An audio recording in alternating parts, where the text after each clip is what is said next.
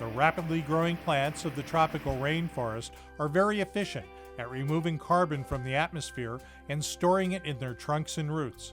But much of this living carbon reservoir has been destroyed by the clearing of forests to plant grazing grasses and crops.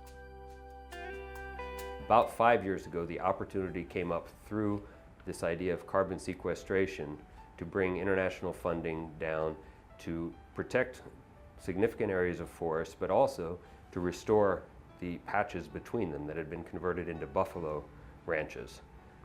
We began working with American corporations that were interested at that time in experimenting with carbon sequestration as one means to offset their carbon emissions. There's certain criteria that an area or a site has to have potential as a carbon project. There has to be a threat of deforestation. There have to be large areas already deforested if you want to build a restoration component in, as we did. You're looking for areas that there's not so much pressure on the area that whatever you reforest will be chopped down again 10, 15, 20 years out. The other thing you're looking for is a type of forest that grows back quickly and captures a lot of carbon. The Atlantic forest in Brazil is about the equivalent of an area from Newfoundland to Florida. It is among the most biodiverse forests in the world. So this is an area that's been under a lot of pressure. However, a lot of that pressure has come just in the last 50 to 60 years. A lot of the impacts have come from industrial clearing of land, large-scale forestry operations that have cleaned out large areas of forest. So we can't blame folks 500 and 400 years ago for a lot of this. A lot of this has happened in our lifetime. We have 3 of those projects underway at Guaraqueçaba with a total of about 50,000 acres of forest, either forest that's in good shape that we're preserving with these projects, or pasture land that has to be restored to forest and that we are reforesting. The Atlantic forest in Brazil is considered one of the 5 hotspots of biodiversity in the planet. And we knew also that we only had 7% left of forest. So we had the urgent need to protect the forest, and there's a huge opportunity to do reforestation.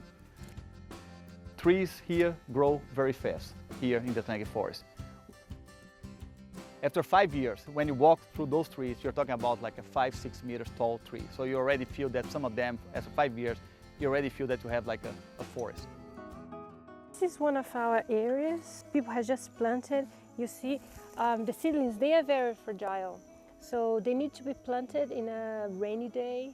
Otherwise, most of them won't survive because the sun is quite hot here. So today we might have to water them later on. Okay. And just to make sure they're going to survive in here. And then afterwards they need to do the maintenance and just clean the grass, because it's African grass are very aggressive for them.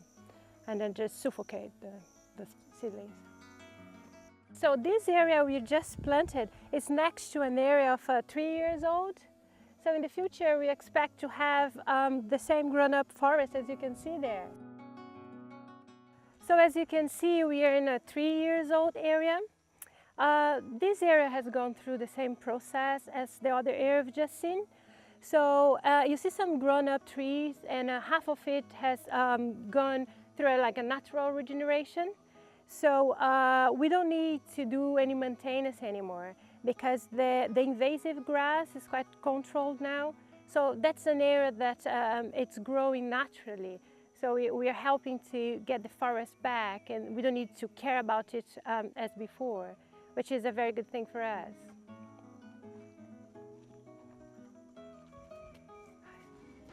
Here we are kind of learning how to grow trees, how to develop technology to do like any large-scale reforestation in the Atlantic forest. We have a lot of knowledge that we can take from here and take to any other place. So now at least we know that we can plant a lot of trees. So this is good because we need to plant billions of trees in the Atlantic forest.